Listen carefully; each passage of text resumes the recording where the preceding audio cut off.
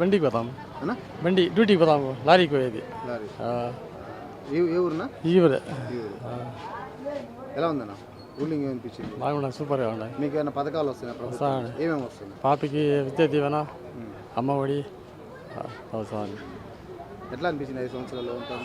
మీ నియోజకవర్గానికి మీ ఊరికి సంబంధించి మీరు రెగ్యులర్గా ఈ ఊర్లో తిరుగుతూ ఉంటారు కదా మీకు ఏం సమస్యలు ఏమి కనిపించినాయి ఈ ఊర్లో ఈ ఎమ్మెల్యే గారు ఏమేమి చేశారు చేసినారు ఆల్మోస్ట్ కొంచెం బాగా చేసినారు మా నియోజకవర్గంలో బాగా చేసినారు వాళ్ళే ఆల్రెడీ ఇప్పుడు మోడీకి వ్యతిరేకం చెప్పినాడు చంద్రబాబు మళ్ళీ కలుసుకున్నాడు దానికి ప్రజలంతా ఏం చెప్పాలి దానికి సో ఇప్పుడు చంద్రబాబు మోడీతో కలిశారు కదా మరి ముస్లిమ్స్ అంతా కూడా సపోర్ట్ చేస్తారు మరి చంద్రబాబు డౌటే మోడీ తెలిసినాడు కదా డౌటే చేసేది ఇప్పుడు ఆరు ఎంపీ సీట్లు ఇచ్చినాడు ఎక్కడ వెళ్ళాడు ఎంపీ సీట్లు ఎక్కడ వెళ్ళాడు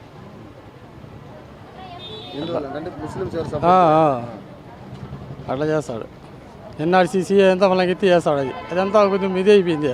ఎన్ఆర్సీసీ అంట తలాక్ బిల్ అంట అవి ఎత్తి చేస్తాడు ఇప్పుడు జగన్ చెప్పినాడు డైరెక్ట్గా మోడీ పక్కలో కూర్చొని చెప్పినాడు నాది ఎవరికి పత్తులు అవసరం లే నాకు ఎవరు అవసరం లే నాకు సింగిల్గా వస్తాను మోడీ పక్కలో కూర్చొని చెప్తున్నాడు చంద్రబాబు చెప్తున్నాడు అట్లా చెప్పలేదు కదా నెక్స్ట్ ఎవరు సీఎం అవచ్చు జగనే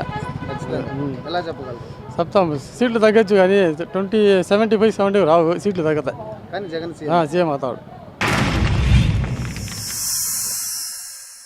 Like and subscribe Eagle Media Works.